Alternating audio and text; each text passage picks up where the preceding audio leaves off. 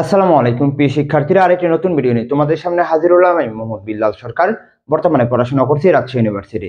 গুচ্ছ যদি তোমার টার্গেট হয়, গুচ্ছ যদি তোমার স্বপ্ন হয়, তাহলে কিন্তু এই ভিডিওগুলো, এই ক্লাসগুলো তোমাদের জন্য খুবই গুরুত্বপূর্ণ।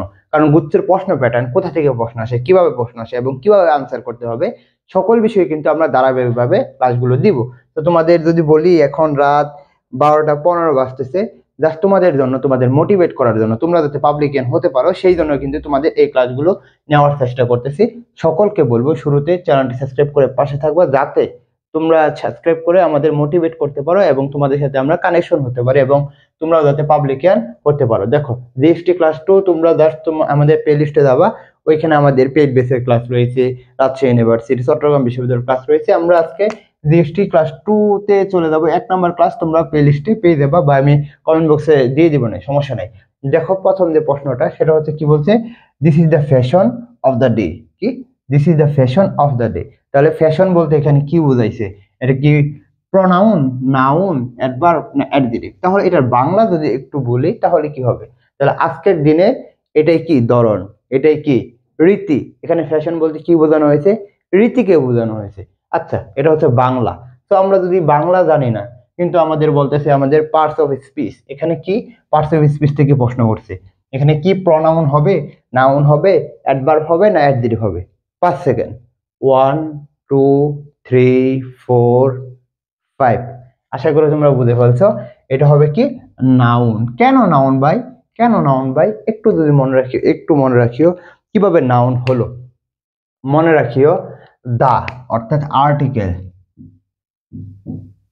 আর্টিকেল ডট ডট ডট, এরপরে যদি প্রিপজিশন থাকে, প্রিপজিশন সংক্ষিপ্ত করে লিখলাম, এর মধ্যে যদি কোনো ওয়ার্ড থাকে তখন সেটাকে আমরা কি করি? নাউন করি। অর্থাৎ দেখো, দা রয়েছে এবং কি রয়েছে? প্রিপজিশন রয়েছে। এবং আরেকটা মনে রাখে, দা এবং অফের মধ্যে যখন হয় তখন কিন্তু আমাদের নাউন হয়ে থাকে। কিন্তু সচরাচর যে নিয়মটা হয় সেটা হচ্ছে আর্টিকেল এবং প্রিপজিশনের মাঝে যে ওয়ার্ডটা থাকে সেটা আমরাকে নাউন নিই, এবং এটাকে বলা হয় ভার্বাল নাউন। এটাকে বলা হয় কি? Verbal noun. 2 নম্বর দেখো কি বলছে, আই নিড ড্যাশ মিল্ক। আমার প্রয়োজন কি? দুধ। কতটুকু? Few milk, a few milk, a little milk না এ লট অফ মিল্ক? এটা কোথা থেকে প্রশ্ন আসছে? তাহলে বলো তো, এটা কোথা থেকে প্রশ্ন আসছে? এটা হচ্ছে কাউন্টেবল এবং আনকাউন্টেবল যে নাউনটা রয়েছে সেখান থেকে প্রশ্ন আসছে। তাহলে আমরা এখানে দেখতে পারতেছি যে মিল্ক, কি মিল্ক দুধ, এটা কি কাউন্টেবল না আনকাউন্টেবল? কোনটা? এটা কি গণনা করা যায়? গণনা করা যায় না। এটা কি করতে হয়?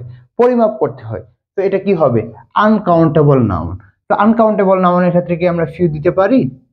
ফিউ দিতে পারি? দিতে পারি না, এটা তো আগেই বাদ। তাহলে 1 নম্বর বাদ, 2 নম্বর বাদ। এ লট অফ, এটা হবে না। তাহলে কি হবে?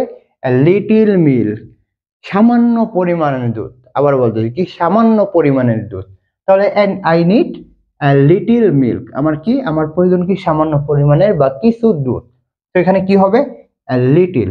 তো আরেকটা কথা বলে নেই, যাদের স্বপ্ন হচ্ছে জিএসটি, আরইউ এবং চট্টগ্রাম বিশ্ববিদ্যালয়, তারা কিন্তু আমাদের এখানে বাংলা, ইংলিশ এবং জিকে পড়তে পারবা। মানবিক এবং বিভাগ পরিবর্তনের জন্য তোমরা এখানে লাইভ ক্লাস পাবে, পিডিএফ পাবে, রেকর্ডিং ক্লাস পাবে।